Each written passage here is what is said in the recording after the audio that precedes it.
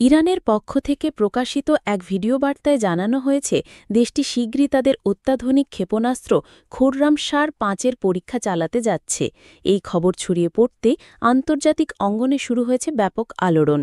কারণ এই ক্ষেপণাস্ত্রের পাল্লা প্রায় ১২,০০০ কিলোমিটার, যা যে কোনো মহাদেশের মূল ভূখণ্ডকে স্পর্শ করতে সক্ষম বলে ধারণা করা হচ্ছে। উল্লেখযোগ্য বিষয় হল, এই ক্ষেপণাস্ত্র প্রায় ২ টন ওজন বহনে সক্ষম, যা প্রচলিত প্রচণ্ড শক্তিধর বিস্ফোরকের ক্ষমতার তুলনায় অনেক বেশি ধ্বংসাত্মক হতে পারে।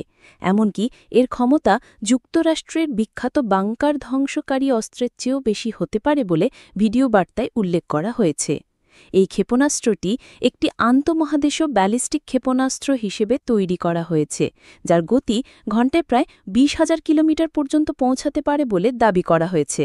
এতে করে এটি মাত্র কয়েক মিনিটেই একটি মহাদেশ থেকে আরেকটি মহাদেশে পৌঁছাতে পারবে। ভিডিওটিতে আরও দাবি করা হয়েছে, চীন গোপনে ইরানকে এই ক্ষেপণাস্ত্র তৈরির জন্য প্রযুক্তিগত সহায়তা দিয়েছে।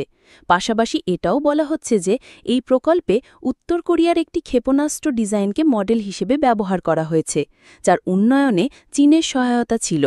যদিও এসব তথ্য এখনও আন্তর্জাতিক পর্যায়ে নিশ্চিত হওয়া যায়নি, তবে এই ধরনের তথ্য সামনে আসার পর থেকেই বিভিন্ন রাষ্ট্র সতর্ক অবস্থান নিয়েছে। এই প্রযুক্তির মাধ্যমে ইরান আন্তর্জাতিক শক্তির ভারসাম্যে নতুন মাত্রা যোগ করতে যাচ্ছে বলে ধারণা করা হচ্ছে। তাদের দাবি, এই সক্ষমতা থাকলে আর কোনো দেশ ইরানকে সহজে হুমকি দেবার সাহস করবে না। একই সাথে বলা হয়েছে যে যদি ভবিষ্যতে ইরানের ওপর অতিরিক্ত নিষেধাজ্ঞা আরোপ করা হয়, তাহলে দেশটি পরমাণু অস্ত্র বিস্তার রোধ সংক্রান্ত আন্তর্জাতিক চুক্তি থেকে সরে দাঁড়াবে এবং নিজেদের একটি পারমাণবিক শক্তিধর রাষ্ট্র হিসেবে ঘোষণা করবে।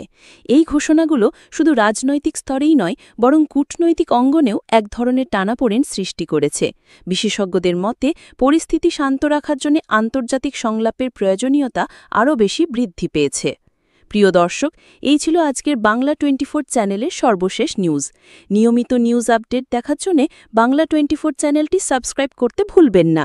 দেখা হচ্ছে খুব শীঘ্রই নতুন আরেকটি ভিডিওর সাথে থাকার জন্য ধন্যবাদ।